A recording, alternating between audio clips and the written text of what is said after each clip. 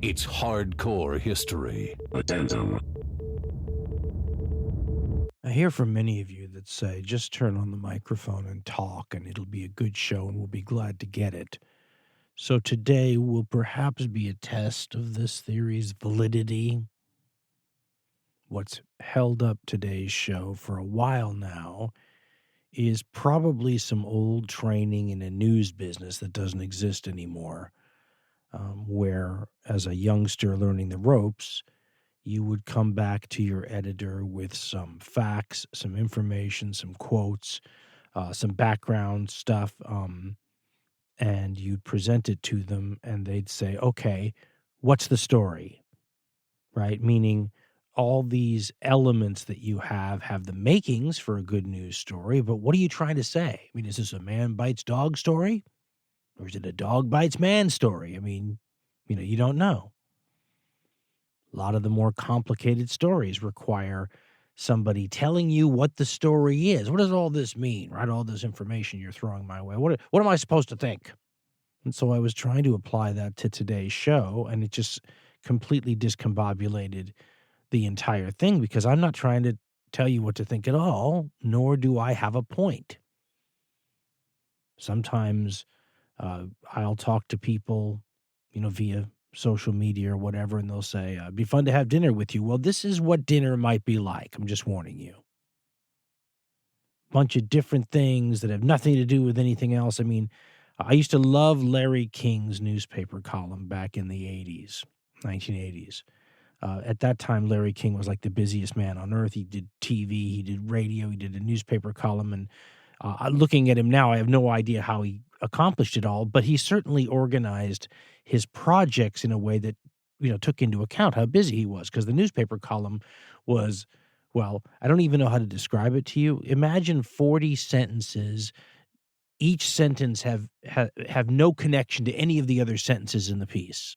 So it would say something like, before President Reagan heads off to this summit with the Soviet Union, he needs to bear in mind, the words of Alexander Solzhenitsyn, and then the next one would be, I love the way Jackie Kennedy's wearing her hair now. It takes years off her life.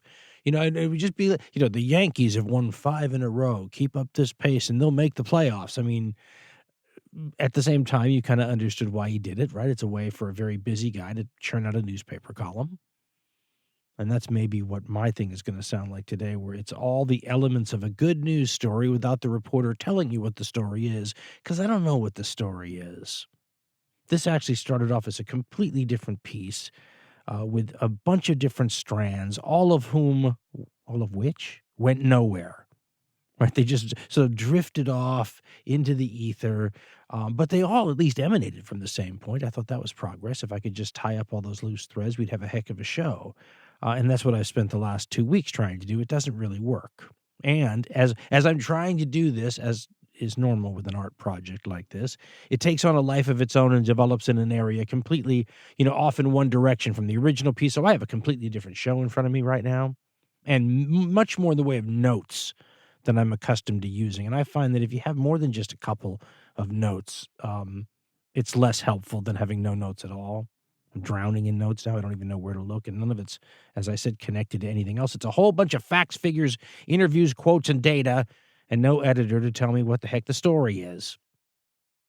So let me ask, if we're reading the equivalent, forget about like newspapers, and what do they say? Journalism's the first draft of history. So let's think about this less like the newspaper and more like the history book, and less like a human history book than a great, giant, galactic history book, right? The kind of history books that they're reading on other planets about the history of this galaxy. And I'm wondering about the section that they're going to have on us. Obviously, in a great galactic history book, everybody's just going to be shrunk down to a small little space, right? A little mention. The poor students in galactic middle school are going to have to read about, Earth and humanity and all that. It's just going to be an extra credit, assignment on the back of a real test. But I mean, what do you think the great galactic history book is going to say in its Earth section when it has to condense, our entire existence down to just, a few points, right? What's the story here on this Earth humanity timeline question? And I was thinking about that because the only way, of course, to look at a subject like that is through a very, long lens, right? You can't just take 1520 AD and say, let's base it on this year. What's humanity like? You got to take a big picture view, right? Well, let me start this conversation, this dinner conversation that goes nowhere, off with a gift one of your number gave me a long time ago now. One of the greatest gifts I ever got, a completely outside the box sort of thing, and completely geared towards my own personal proclivities, right? Being a history nut, being a person from a country that's had many successive waves of immigration from other countries, a person who is of multiple nationalities like so many other Americans and Canadians and Australians and people like that, right? Come from an immigrant country, going to have a lot of different people in you probably. So this listener sent me this wonderful gift. It was an early version of the DNA ancestry test, the genealogy tests. Now, these things are everywhere now, but this was long before the craze hit, very early on, very outside the box, not cheap.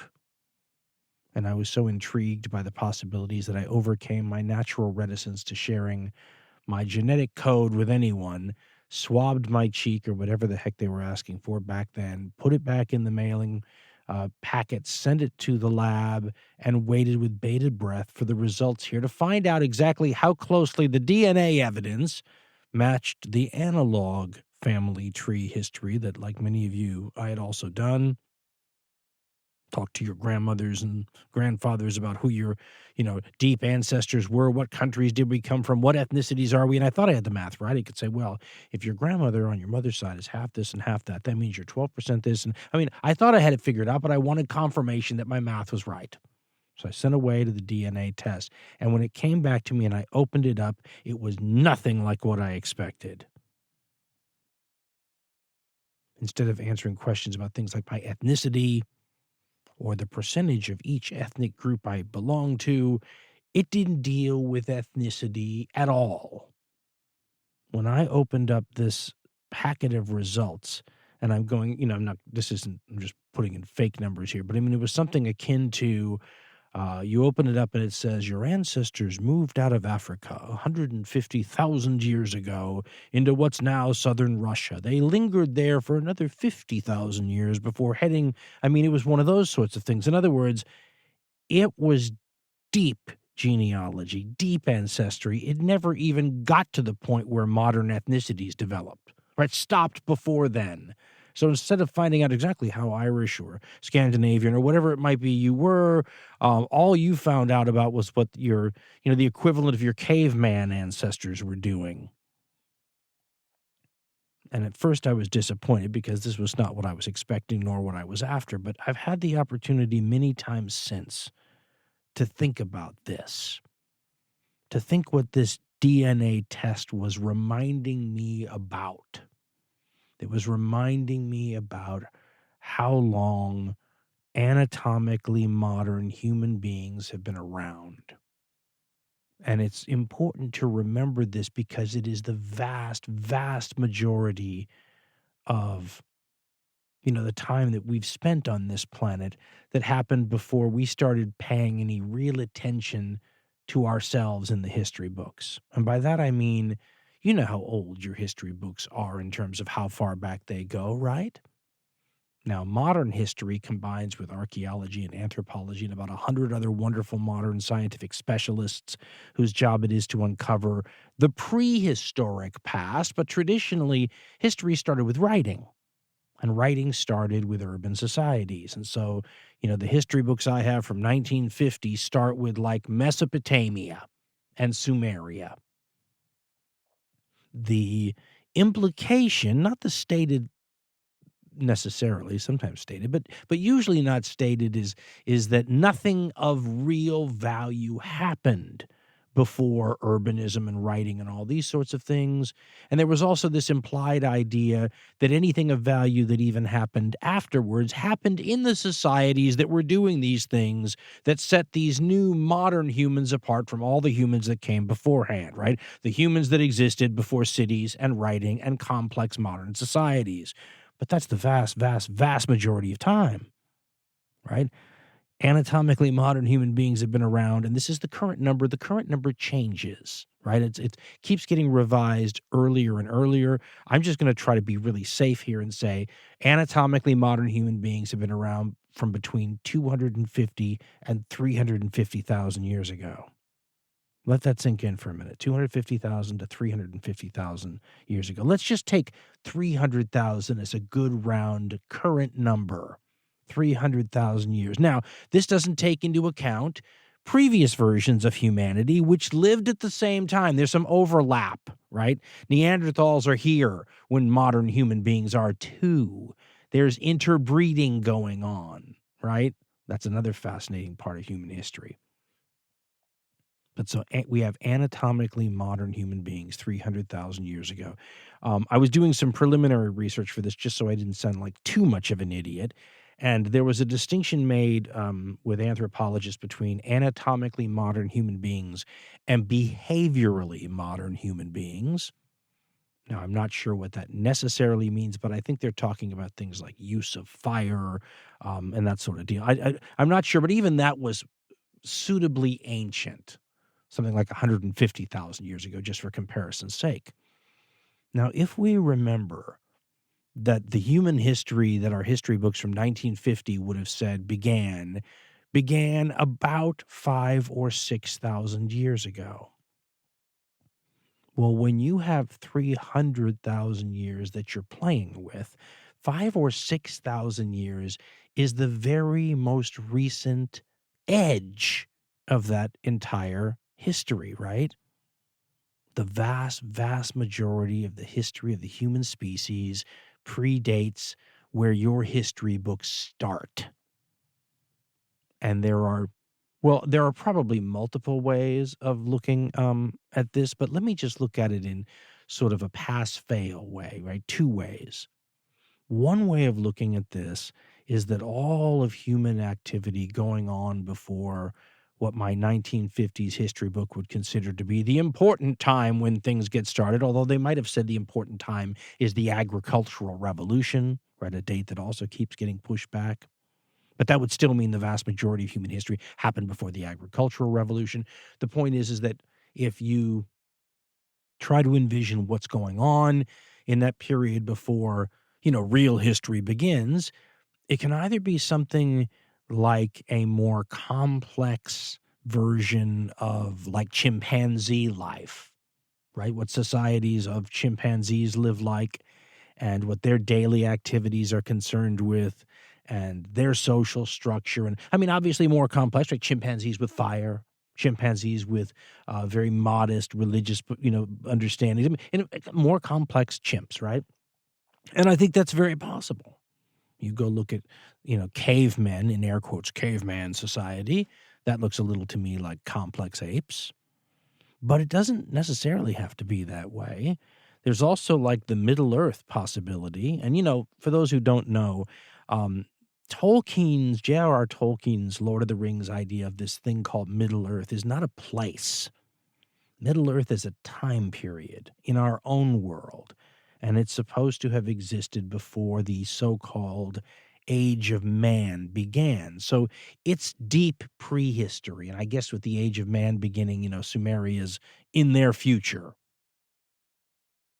Well, based on this idea is the idea that there might have been all kinds of fascinating things going on in terms of the great human story, just maybe on a much smaller scale, right? As a much smaller venue, a much more tight locality, but the same sorts of drama and romances and great wars and big leaders and heroes and villains. And I mean, in other words, the exact same human story we have in the last 6,000 years of human history, just earlier, smaller.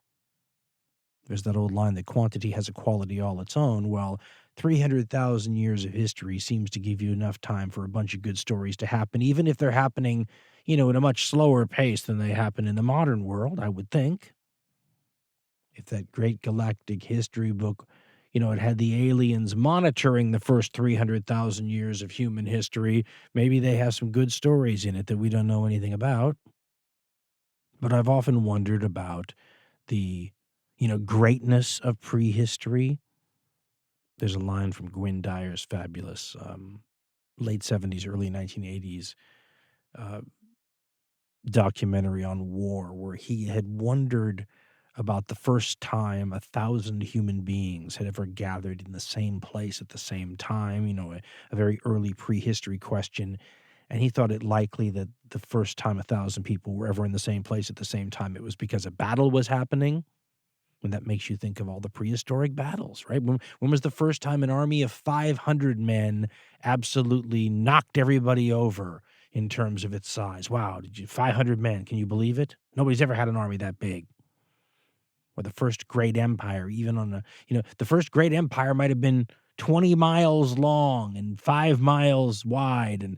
But if that's the biggest amount of territory that's ever been controlled by one people over another, that's an empire, isn't it? By the strict definition of the terms. So I think about all these sorts of things. Who was the first great king? And we have to remember, too, when it comes to things like so-called prehistory and history happen at different times in different places, don't they? Just because history started in a place like Sumeria in 3200 BCE, it's still dark as heck in terms of prehistory, not that far away from Sumeria, isn't it? You're going to talk about the various nomadic tribes living outside the walls of a city like Ur or something.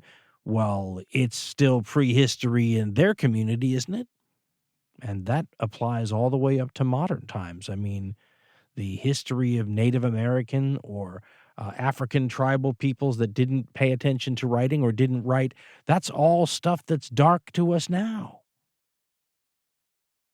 Their history begins when it starts being written down by somebody, themselves or some outsider group.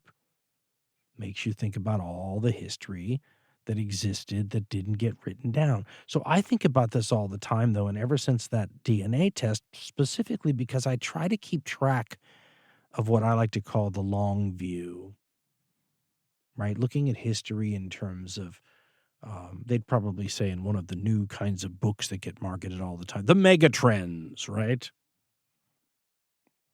But there are certain elements of human behavior and conduct and activity and what one might say make up the general pieces of information in the Great Galactic History book that implies that there is some kind of story, right? We have lots of facts and interviews and data, but the Galactic History book writer of the future is going to have to try to come up, because his editor is going to make him, with what it all means. When you're talking about these human beings on this planet for several 100,000 years, what's the story? I was writing down some of the things that just seem to be constants with us. Because some problems, of course, are temporary. Others are created by circumstances in your time period. But some just seem to be ever present, no matter, how long the lens we're viewing our past is. I mean, there seems to always be war and conflict. There is no sustained period of time that I've ever seen where people aren't fighting. There used to be an idea, and this is because both history and many other disciplines are connected to the trends of human society during the time period that they arise. That's a famous problem in history, isn't it? Main thing they try to teach you in historiography is how the heck do you weed out the corruption that the historians operating within their own time period, as we all do, infuse into how they're assessing the material, right? How do you divorce the historian and the times that they're working in from the times that they're assessing? And this is a problem that we all have even today, right? And when I was a kid, it was during this period where there were quite a few people who were trying to insinuate that something like war and conflict between human beings, especially organized conflict, was something that only developed with cities, that we lived a more Garden of Eden type existence, a more gathering of the tribes kind of existence before cities ruined it all for everybody, and that man or woman or humanity in their natural state is of a peaceful, helping nature. Well, there's enough stuff today, I would say, and this is my own personal bias coming in because I choose the sources, as we all do, that sound right to me, but put me in the camp of those anthropologists and archaeologists who've come out and said, the evidence seems to indicate we're a pretty murderous species.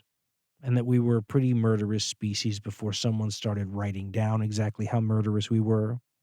War and human conflict and genocide and things like ethnic cleansing. This stuff seems to have always been with us.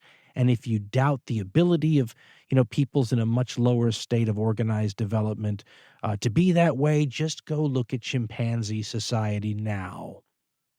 You watch chimpanzees for a while, and you get a pretty darn good idea of just how murderous and hierarchical and everything else we could be, because the chimpanzees, it's almost like holding up an embarrassing mirror when you go watch them, because you go, wow, I see all these same elements still in us today. We may think of ourselves so far removed, but certain of the base level things seem pretty unchanged, if you ask me. And war and conflict and domination and those sorts of things seem to be pretty developed in chimpanzee society, especially for a bunch of non-humans. And I think we still exhibit those things today. So that's a pretty much of a constant when I try to gain some perspective on humanity as a species over the long view. Ethnicity and immigration. These are things that are still a big part of news stories today. You could throw colonialization in there too. And these things seem to be ever present in the, historical chronicles too, and seem likely to have existed before history did as well, right? Same things we have problems with. And one of the great things about the long view, I feel like, is the fact that it absolutely takes the ethnicity issue and makes it a non-issue over the long haul, because what people, and I think we've been, maybe corrupted is not a bad way to put it, corrupted by 19th and early 20th century historiography, and the fact that, just as it always is, history and history writing and history research and history teaching is intimately wound up and intertwined with the values and attitudes of the time period where the writing, the teaching, and the reading is going on, right? And in the 19th century especially, you have a time period where nation states are in search of their roots. They're doing their own national version of my DNA ethnicity test, trying to find out where they come from. But a lot of this isn't just an open-ended, in search of, and we'll go wherever the data leads us kind of thing. It's goal-oriented. Everyone wants to come from some wonderfully august, glorious historical lineage. Nobody wants to be the descendants of a couple of peasants or a couple of serfs. We all want to be, descended from great peoples and kings and, societies that made an impact on the past, right? We all want royal lineage, historically speaking. That's why the 19th century spawned all these, connections to pre-nation states. The French started glorifying their Gallic past, the Germans, their Germanic histories, and you go look at the statues they put up, and they're wonderfully romantic figures, right? But how's that any different from modern-day Italians celebrating their Roman past, or current Greek citizens celebrating their famous ancient Greek history, and on and on and on, right? They're hardly the only ones. A lot of people were infected by this 19th century desire to tie one's modern people to some ancient ancestor, some glorious, exalted ancient ancestor. The Kurds, there's a belief in Kurdish society that they're descendants of the ancient Medes, right? Partners in empire with the ancient Persians. Syrians today believe themselves, and I've seen articles that back them up on this and articles that disagree, so I can't make an opinion, but Syrians today consider themselves to be the descendants of the ancient Assyrians. Everybody's looking for glorious ancestors, right? And the truth is some people have them. DNA seems to show, waiting as always when we talk about DNA for more evidence, but DNA seems to show that a lot of Jewish people today are descendant from Jewish people who lived thousands of years ago, so it's not impossible. One can come from an illustrious, glorious past, but in the 19th century, the implication almost was that peoples were hermetically sealed off from each other, and you had these different peoples. A perfect example would be, look at how the Nazis, although Nazi ideology when it came to race and ethnicity wasn't so much singular as it was past its sell-by date. Because if you'd taken Nazi racial philosophy and, you know, taken it 100 years into its own past, there would have been a lot of people who would have thought the same way as the Nazis. And the Nazis had a belief that people were pure of blood, right? And you pick up a history book from the late early 1900s, and you look at exactly how obsessed it is with ethnicity and race and peoples and, where their background is in terms of their breeding, and these people are Nordic and these people are Slavic and these people are Mongolian. And I mean, it's an absurd amount of fascination when the great galactic history book readers are going to try to make sense of what humanity was. And the reason it's absurd is because of how temporary it all is when we're taking the long view.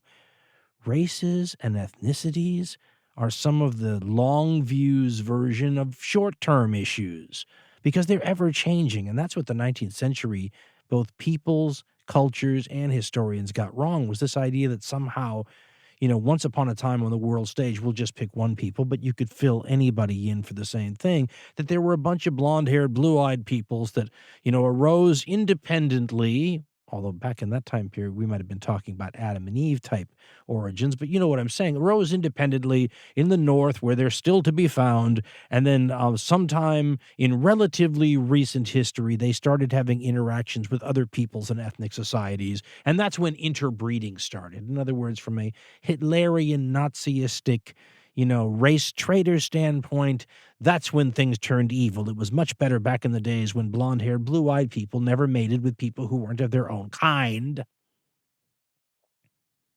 Became what the Harry Potter world would refer to as mudbloods, totally ignoring the fact that we're all mudbloods. That's one of the great secrets and pieces of perspective that the long view gives us, and that's that the current ethnicities as we identify them are temporary things, long-term things from our short-term way of looking at it. I mean, if I'm going to live to be 90 years old, ethnicity seems pretty set in stone to me. If I'm going to live to be 200,000 years old, every ethnicity I see is a passing fad.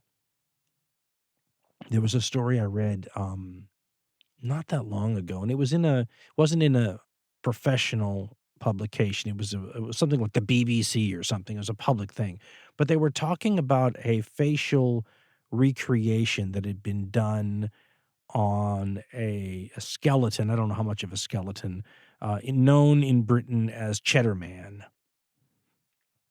And Cheddar Man is a figure from prehistory, and they found this figure in Britain, and I believe they've done DNA. I don't know. I don't remember the story well. I didn't go look it up. Shows you how much prep went into this, right? Trying to figure out what the story is without, checking the facts of the story. But the news story was, and they always say a dog bites man story is not a news story, but a man bites dog story, now that's news, right? Well, the Cheddar Man story probably wouldn't have been as big of a deal had this facial recreation. I guess it was like a forensic person who works maybe with murder victims or something today, but they're taking the DNA and the skulls and whatever they have to work with, and they're giving you this recreation of a face of a prehistoric Britain, and it doesn't look anything like the British people today. Doesn't look like a very, good representation of the Kentish Anglo-Saxon type, because it had dark skin, dark hair, and maybe, if I'm recalling it, blue or green eyes, or the light eyes. In other words, it was a completely different ethnicity than one would expect to see as an ancestor of the people in a place where it's assumed to be cold and dark, and the people have very light skin, very light hair, although a lot of Celts don't have light hair. But you know what I'm saying? There's a certain type we associate with the British Isles. The problem is that our view on this is skewed by the timeline, because if you went back to the British Isles at around the time Cheddar Man was actually living, you would expect to see something different, because back then something different was living there than the type of people that live there now. And the reason why is because of that eternal human quality that makes up one of those constants when we look at the long view of history. People move. and they intermix with each other while they do. My DNA test that showed that, I came out of Africa, or my ancestors did 150,000 years ago, or whatever it was, is something that's going to be the same for most, if not all of us. There's going to be some people that probably still live in the place where humankind first became anatomically modern, right? They can say, we are the indigenous inhabitants of this place because when humanity first arose, we were here and we've never moved. The vast majority of us have. The implications for that, though, if you think about it, are profound, but only if we're looking at this through the long view. And this gets me to a phrase that I'd like to jettison from my lexicon, but it's going to be hard. I'm addicted to it. I'm going to need some kind of patch or something to help me get through the process of weaning myself off a phrase. Maybe it's a phrase that I use because I'm falling out of love with it and I like other phrases better. That's a good way to put it. The phrase is indigenous peoples. Now, I use this phrase as many other people do. If I'm talking about the Native Americans, for example, I'll say the indigenous peoples. But I'm falling out of love with this phrase. I think I like the way the people in Canada treat it better. They call their Native American tribal peoples, they call them First Nations. And I think that's a better representation of what the term should mean, because indigenous peoples gets me into trouble when I'm looking at things through my long-term, long-view lens, because that implies that we're all indigenous to somewhere, right? So if you say, well, I'm not a tribal Aboriginal person, my family comes from a bunch of different places, where's their homeland, right? Where am I indigenous to? And you quickly can see what the problem in that sort of an approach might be, and that's that people move, right? I don't live where my ancestors lived. Am I indigenous to where my ancestors were from? Well, when did they get there? And how long do you have to be someplace to be considered indigenous to it?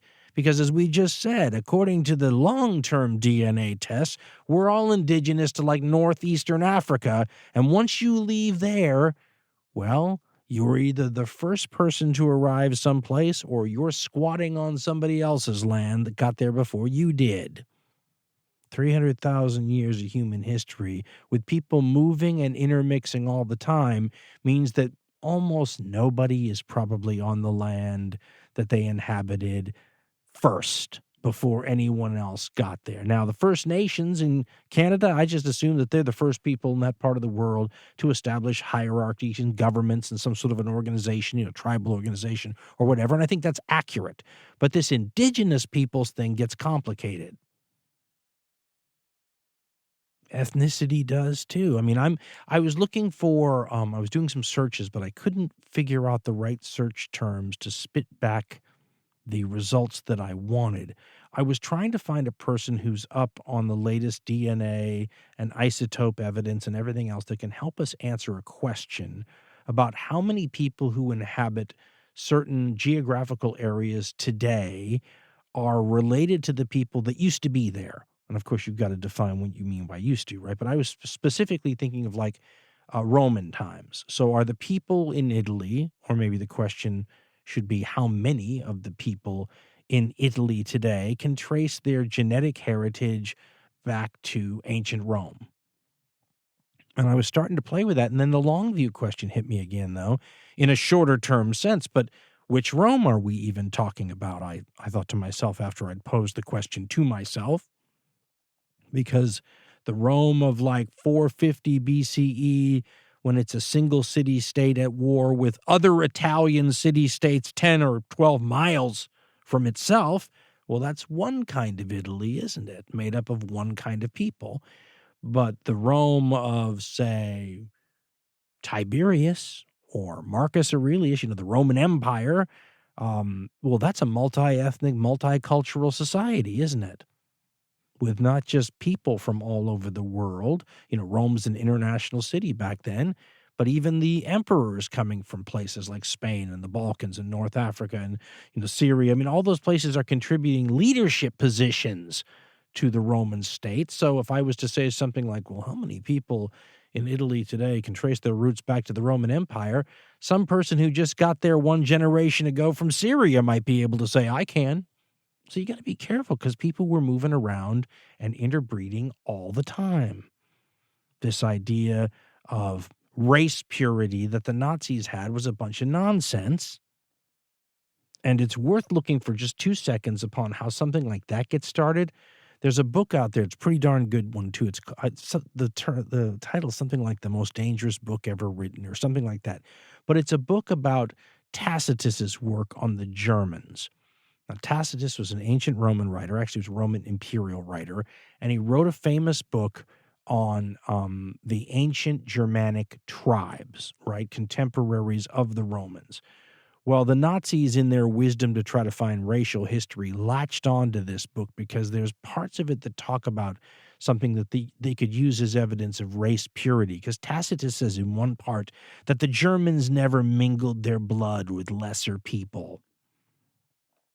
Now, The Most Dangerous Book points out what any good history professor talking about Tacitus's book would also point out, and that's that Tacitus, just like most ancient writers, is not writing books for the same reason we write books, so don't assume that he is. He's actually writing a book to chastise Romans about things that they do, and he uses this Germanic stuff as evidence for, look at how they do it, and they're so strong. If we did it more like them, we'd be strong. So he's making a case with something, this idea that the Germans didn't mix their DNA with other people during the Roman era is nonsense because the Germans, like almost, you don't want to say every human society because that's not true, but the vast majority of human societies, and this is another thing that maybe, belongs on our list of constants, is slavery. The Germans were a slave-holding society. If you have slaves, you're going to be mixing your DNA with them.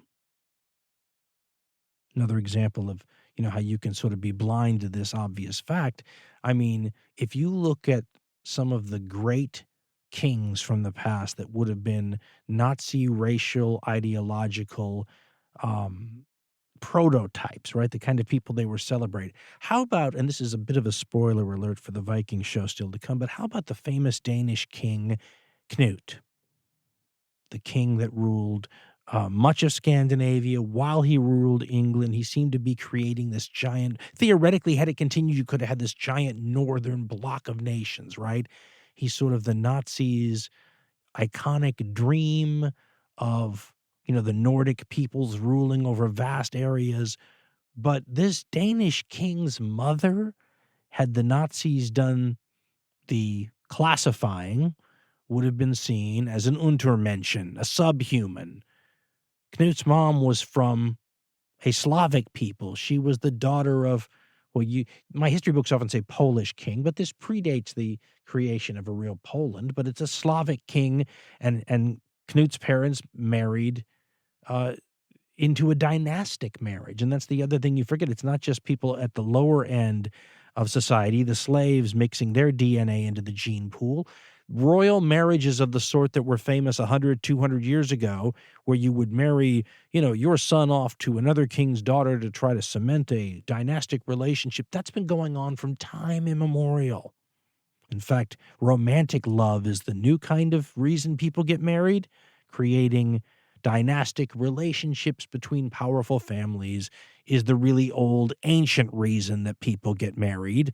And they're mixing their DNA at the very highest level. So these ideas of Tacitus, the Germans never mingled their blood with lesser peoples, unless, of course, they're marrying the queens of lesser peoples and creating, dynastic alliances. I mean, in other words, all of that stuff is ridiculous, and people have been mixing from time immemorial and moving from time immemorial, and that means that none of the peoples who are in the locations that they are now probably used to be there, and they almost certainly, just like Cheddar Man in Britain, looked differently.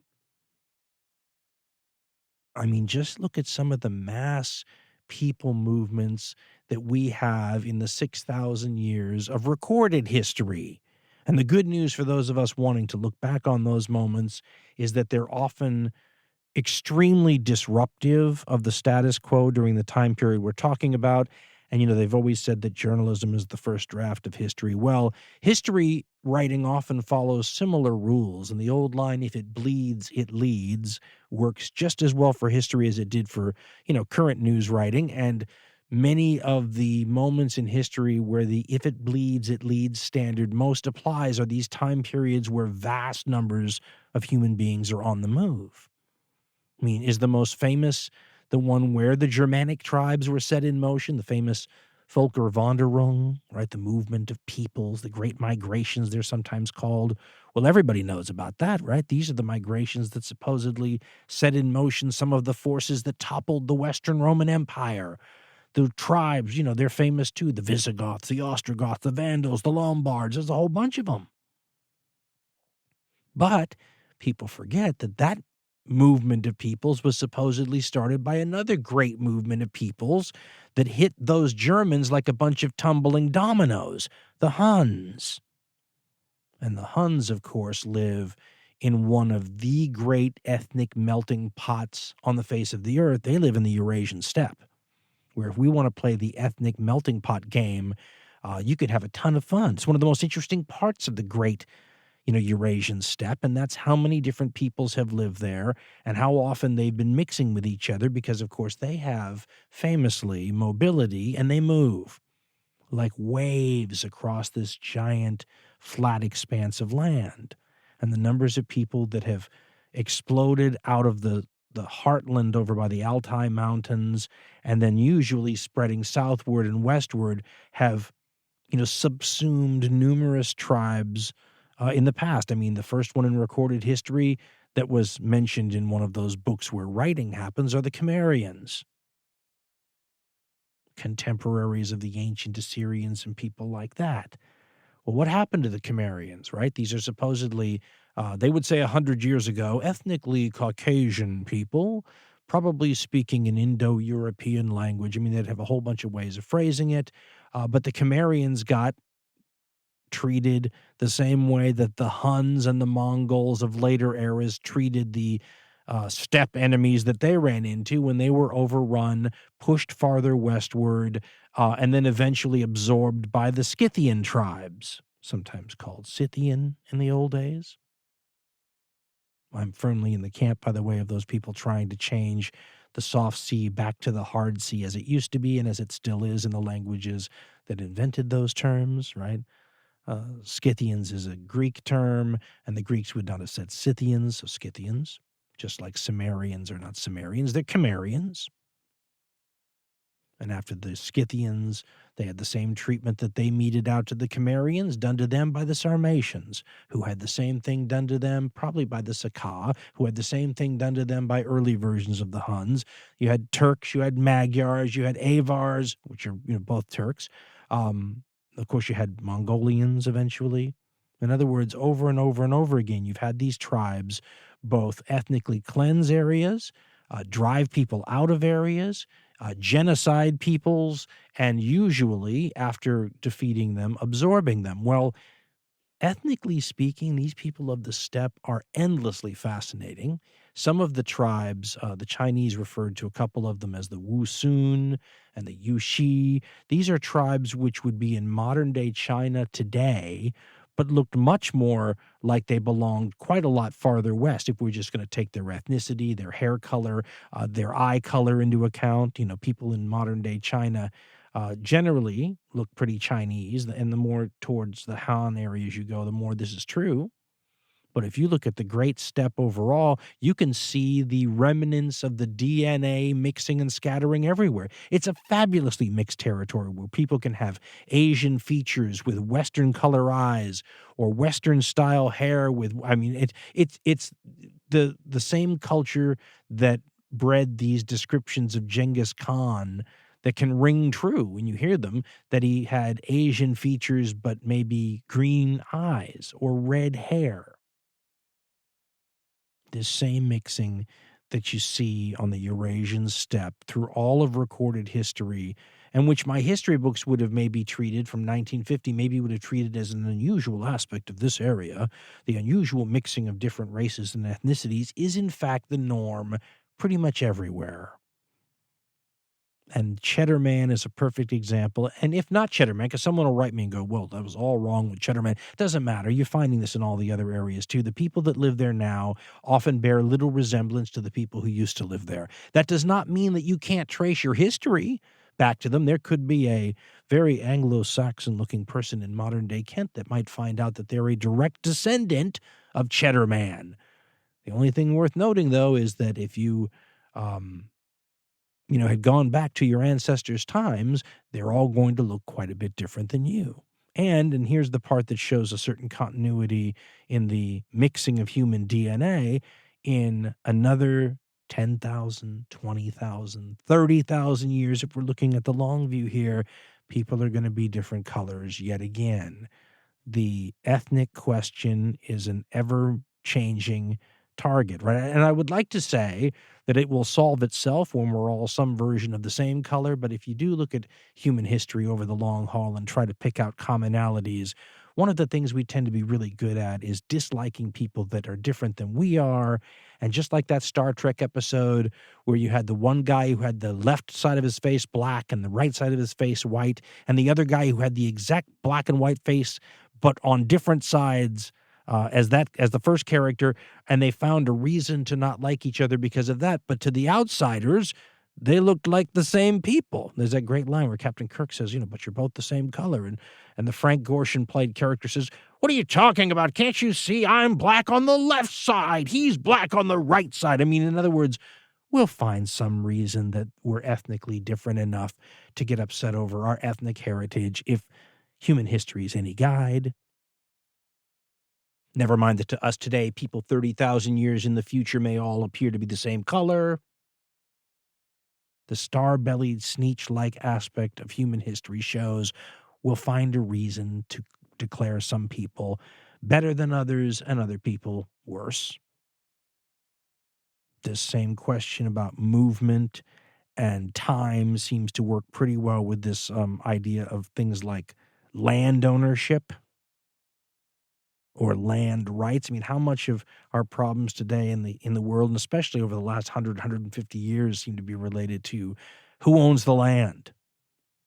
This is connected to colonialism, too, and colonialism's another one of these ancient things. Native Americans and other tribal peoples often have as part of their founding origin legends that they are or were created as the human beings who lived in a certain spot. Now, there are other tribal peoples who have a tribal story about moving from some other place. I mean, a lot of the tribes that we just spoke about, the Germanic type tribes that are famously involved in the collapse of the Western Roman Empire, the Goths and stuff, they all had origin legends that said that they were from elsewhere, from Scandinavia. So they knew that they had moved, but many, many peoples have a founding origin legend that they come from the territory that they're currently in and have always been there. It seems pretty obvious that unless they were the first people that showed up in the human migration that first stepped foot in a given area, that they're wrong about this, that none of us inhabit the area we used to inhabit. As I said, unless you come from the same part of Africa where human beings, anatomically correct human beings, first arose, you're a squatter on somebody else's property. Or maybe you were the first people. You arrived in virgin territory. There were no human beings in the area that your ancestors first arrived at and declared their homeland. That's fine. Seems unlikely a modern ethnicity or a modern nation state can claim something like that. It seems strange to us when, some of the Zionists in Israel will proclaim that territory to be their ancestral land, right, going back to the Bible. But the Bible, in terms of its, ancientness, is a new document when we're looking at things through the long view, right, the 300,000-year lens. Then you start asking, well, who was there 10,000 years ago? Who was there 20,000 years ago? And then everything when it comes to the land that certain ethnic peoples don't just live on now but are associated with, right? Their heritage is connected to the land. It all looks like they're just the people that own the current deed to the property. It's like selling a house, historically speaking. Oh, yes, they bought these from the Amalekites, who had gotten it from the Guti, who had originally got it from the Sumeri. I mean, makes you start to feel like there are no indigenous peoples, that human beings are, by their very nature, newcomers everywhere. I thought I'd play this little game, and I found that I use it all the time now. But I got the idea talking with my wife's grandfather once. and I forgot when this happened. I want to say it was like 2000 or 2005, somewhere in there. And he was in his mid-90s, one of those amazing people who are still exercising like crazy. I mean, just completely with it. And you look at them and you go, holy cow, this person's 95 or whatever they were. And he was telling me what it was like in the Pacific Northwest where I live and where he grew up when he was a kid here, right? So, the 1930s, 1920s. And I was zoning out while he was talking because I just couldn't help but think to myself how wild it was that if you took this man's lifetime, whatever it was, 95 years, and you just added another lifetime, same lifespan as he was currently living, to it, so two 95-year-old lifetimes, you would find yourself back in time to where there were almost no European people in the Pacific Northwest, right? The spot we're standing on has only native peoples, if you add this man's lifetime by another lifetime. And that got me thinking about human lifetimes as a substitute for talking about years or centuries or dates. Because, and I was trying to do the math correctly. So if you just wanted to imagine that a human lifespan was about 50 years, and we all know, don't we, that the infant mortality rates in earlier times skew the patterns a little bit. I think 50 would still be considered a little high by some people, but let's just say your average lifespan over time is 50 years. If you take two of those lifetimes, right, then you have a century. So 2 lives to a century. That means that if you have 4 human lives, then you're back to that point my wife's grandfather was talking about, right? 4 50-year human lives, and there are no Europeans basically in the Pacific Northwest. That seems pretty short, right? When you just say, oh, it's just your great-great-great-grandfather. Well, it gets even weirder when you go even farther back in time, right?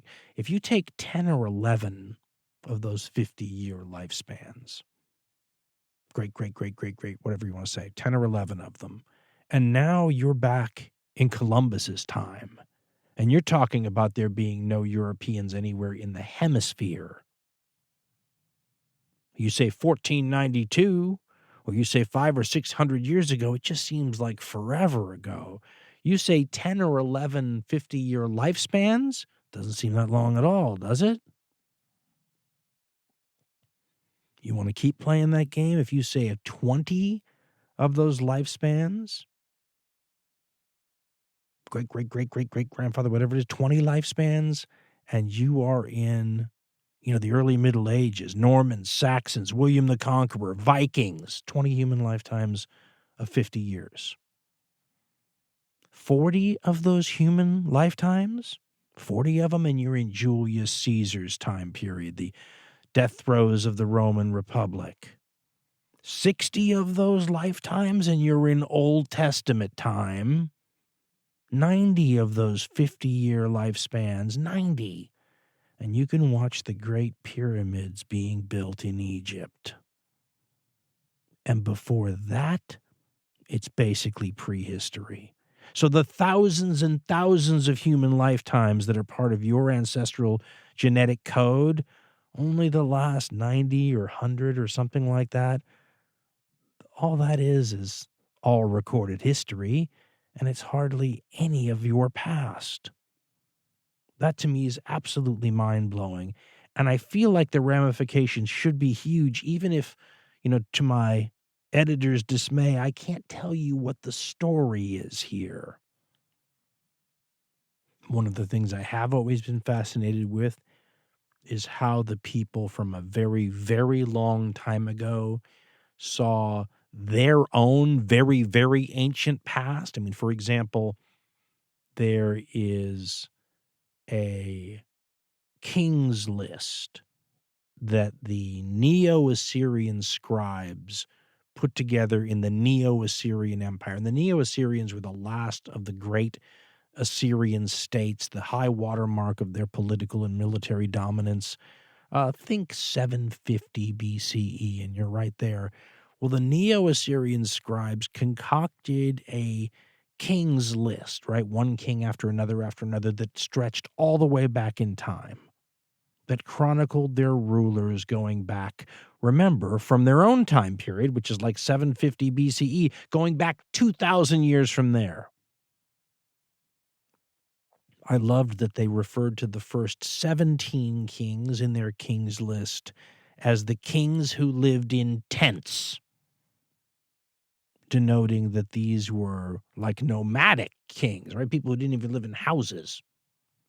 Now, most historians will tell you that those sorts of legendary historical creation lists are a bunch of nonsense, and that they go from, really attestable rulers that we know existed to people that may or may not have existed to a bunch of, kings in the distant past that were almost certainly fictitious. But how's that any different than all of us doing what the 19th century made common, right? Trying to associate our current situation with some wonderful, glorious ancient lineage.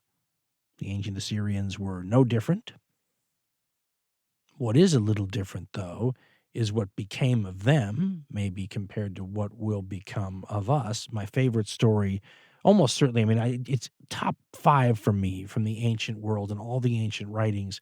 And we quoted it in the show we did on the Assyrians, Judgment at Nineveh, available from the website if you want it.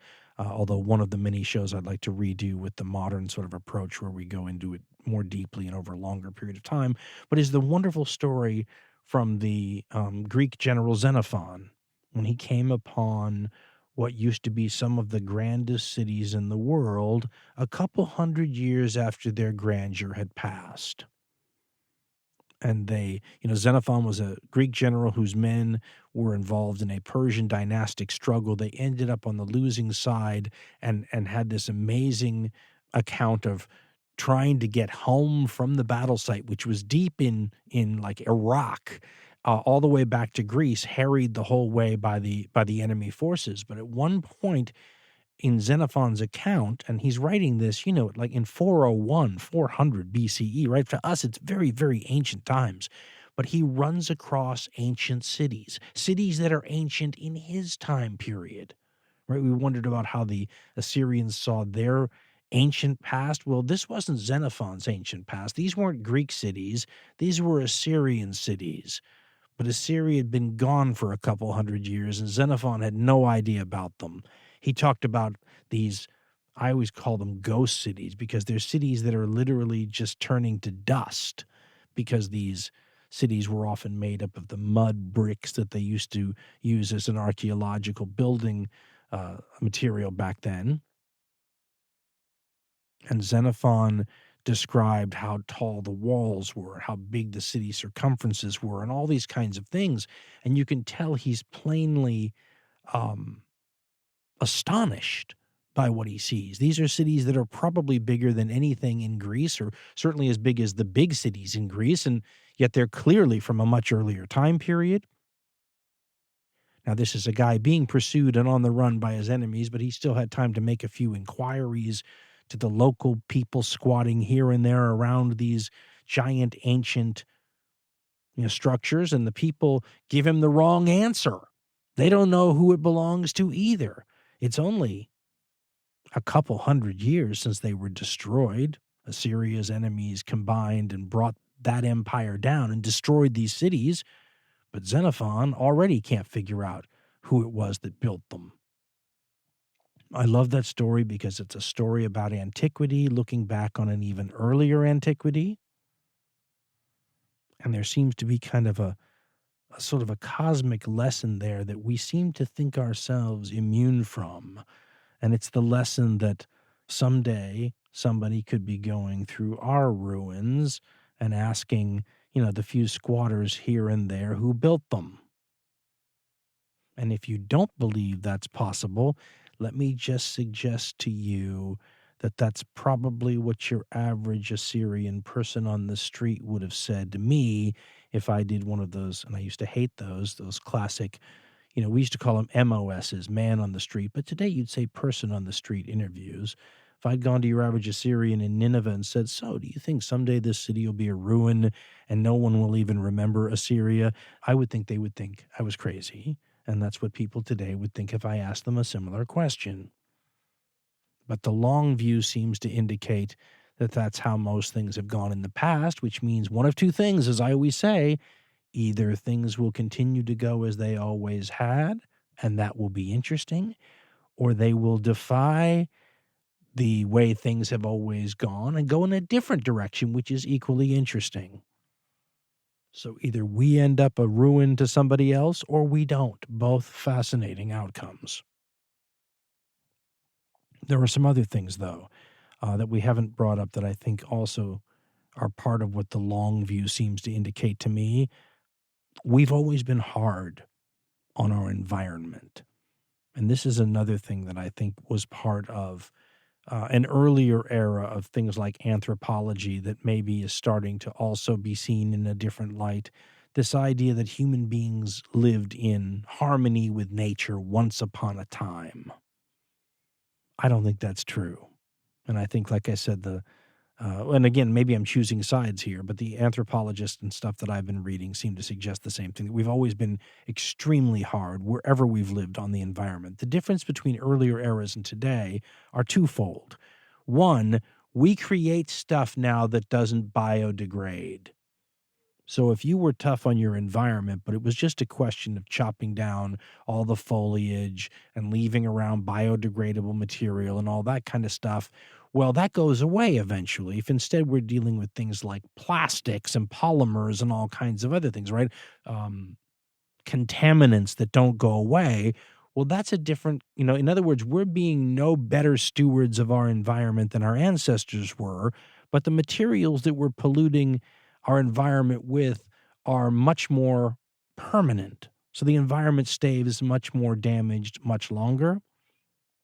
And of course, the other thing is when you're moving around in a nomadic state, which would have been most of human history if we're looking at the 300,000 year lens, well, that means that you're able to give land time to recover after you've been hard on it. And you see this with ape populations, right? They'll move from one burned out territory to another. And by the time they get back to the original location in their range, it's had time to recover, and they haven't polluted it with forever chemicals, right? But we've always been hard on the environment. So the fact that we're still hard on the environment is part of the consistency of looking at human behavior over the long haul, which means that trying to extricate ourselves from this mess of destroying our environment is going to be, well, no one ever said it was going to be easy, but we would literally have to change the way we have always been, not revert to a way we used to be again. I think it's a myth that we ever were in that particular way. So humans have always moved, and this is where the notes that I have around me, it would start to overwhelm me. But there were two lines that I juxtaposed one right by the other. One was this concept, and again, you'll often hear this from environmental groups, a concept known as seventh generation philosophy. And this is supposedly tied back to the Iroquois Confederation, and the story goes that the people who ruled those Native American groups were taught to think about their decision-making and how it would affect 7 generations into the future. Now, I love this concept, but I find it hard to believe in it. And the quote that I juxtaposed next to it was a quote by the 20th century economist John Maynard Keynes, who was, and the context behind it was somebody was talking about going through some hard times and letting the economic system correct itself over the long haul. And he said, and the quote is something like, well, in the long haul, we're all dead. Or in the long run, we're all dead. And the point he was trying to make was that if you tell somebody, well, things will get better, but they won't get better till after your lifespan is over, well, you're condemning that poor person then to have to live a terrible life because you're telling them that it's part of something that you're doing for the good of something farther past your horizon. And he was insinuating that you might change the future horizon if you just tried to improve this person's life now and didn't try to worry about the amorphous stuff, in the future. Well, I was trying to think about artificial intelligence, which is all in the news right now, of course. And if you had said to an AI program that it needed to run society but that it needed to have as its founding sort of guiding principles this seventh generation philosophy as its thinking. And I can't tell you that I came up with any specific scenarios except that AI destroys the world, which is the one I normally come up with about 80% of the time. But the idea of trying to manage human resources for the good of people 200 years from now, for example, just seemed to go against all of the human proclivities built into us. I mean, if you have to, I mean, throughout most of human history, we live so hand to mouth that the idea of trying to preserve things for future generations, and this goes back to the Keynes quote a little bit, would certainly mean a poorer lifestyle or maybe not even surviving to the current generation you lived in, right? If the Iroquois really were trying to decide things for 7 generations in their future, then they were prosperous people indeed. Most people don't have those kinds of, the wealth and the options and the surplus. It's hard enough getting through the winter, much less trying to preserve stuff so that people 200 years in the future have enough for themselves, right? Don't cut down this forest now. Well, why? It would make our lives so much better. Well, what about people 200 years from now? Well, if we don't manage our resources better now, we won't be here 200 years from now. See what I'm saying? Interesting to think about how an AI would try to figure out a way to manage human resources and needs and actions with that long of a timeline. I mean, we might have to put up with a ton of things today going away that make our lives what they are on the grounds that to do otherwise would be to hamstring people hundreds of years from now from living lives, well at all. This is exactly the sort of problem, something that so runs against the grain of what our past history seems to indicate is our pattern, where a person like yours truly is susceptible to seduction by something like the artificial intelligence wild card answer to our problems, because otherwise it can become depressing to look at just how consistently we live a certain way over the long view and then expect those ways and those patterns of behavior to change just because we've invented weapons, for example, that are so destructive that fighting the kind of wars that we had become accustomed to fighting would be practically suicidal, genocidal for sure. And you can't even imagine something like that happening, but our past history would suggest that imagining anything else is probably being far too optimistic, unless, of course, you can throw a wild card into things that, upsets that balance. In other words, what if you had a fix?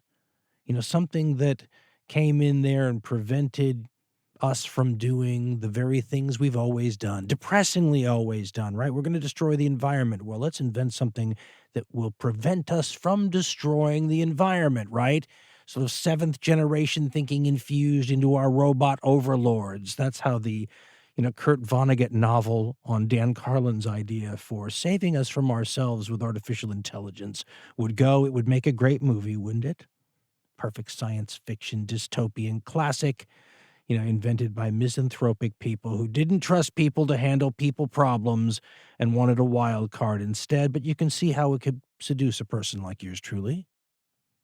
And there's something wonderfully symmetric about the whole thing that's appealing also. This idea that our answer to the problem of inventing all these things over time that have made modern life possible, right? The kind of lifestyles and progress that, we all live lives that only the very, very, very, very most privileged and wealthy people in the past ever lived. I mean, we've got this wonderful planet we've created through all of our inventiveness. There's a wonderful symmetry to the idea that we could invent our way out of our inventiveness problem, or at least our inventiveness byproducts problem.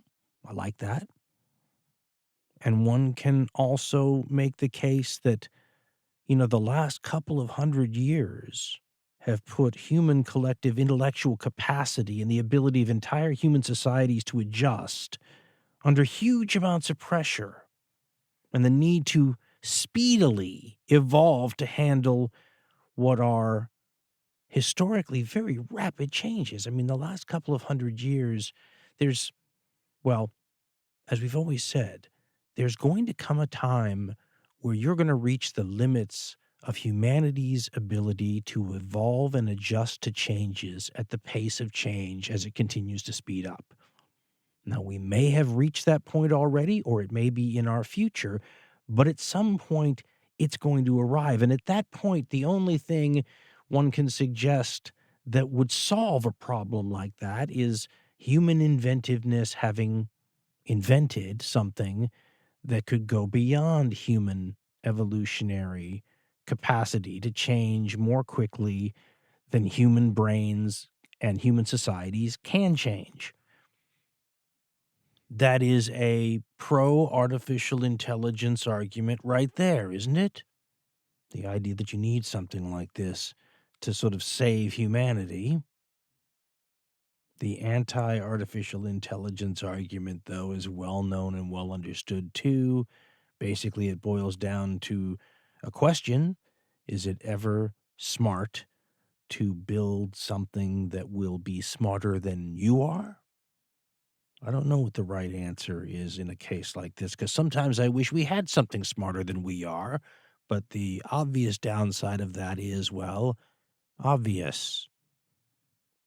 And even if we had a choice in the matter, and I'm not sure we do, I don't know what the right choice would be. I remember James Burke asking the question, the great science historian a long time ago, if you looked over the technological horizon and you didn't like what you saw, and you didn't want to invent and deal with the ramifications of inventing something, in the future, could you decide not to? And I don't know what the answer to that is, and I don't know exactly which way this will go. But if you are a betting person, it would be smart to look at exactly how things have gone and note that it's probably the safe bet to assume that we humans will do just what we have always done.